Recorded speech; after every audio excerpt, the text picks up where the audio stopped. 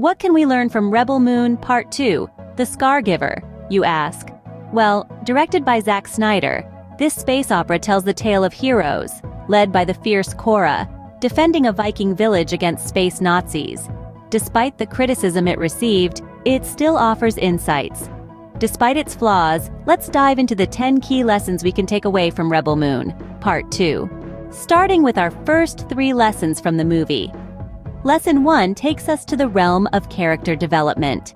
Despite the criticism, we can observe how the backstories of characters shape their motives, actions, and interactions.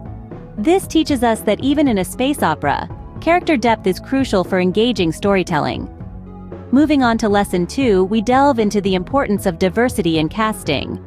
Sofia Boutella's role as Korra illustrates that a strong action hero can be portrayed by anyone, regardless of their gender. This reinforces the need for more representation in sci-fi and other genres alike. Lastly, Lesson 3 is all about the use of special effects. Snyder's signature slow-motion sequences and glowing swords might have drawn mixed reactions, but they undeniably add a unique visual element to the narrative. They remind us that special effects, when used effectively, can enhance the storytelling experience. These are just the first of many lessons we can learn from Rebel Moon Part 2.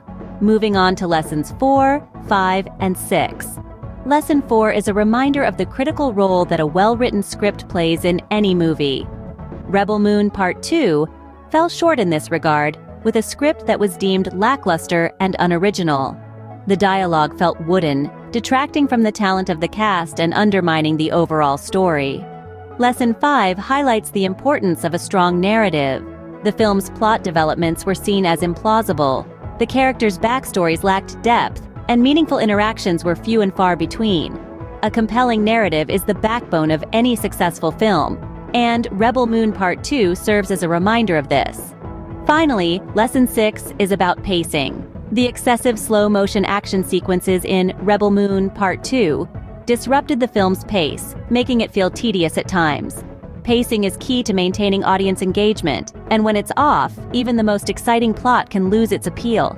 Even with its shortcomings, Rebel Moon Part 2 teaches us valuable lessons about filmmaking.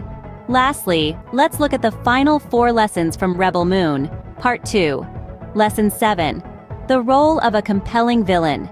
Even the most heroic of characters need a worthy adversary to truly shine. This film reminds us that a well-crafted antagonist can elevate the narrative, even if other elements falter. Lesson 8. The importance of character backstories. Rebel Moon Part 2 underscores the need for deeply woven character histories. Despite its shortcomings, it shows us that characters become more relatable and engaging when we understand their pasts. Lesson 9. The impact of action sequences.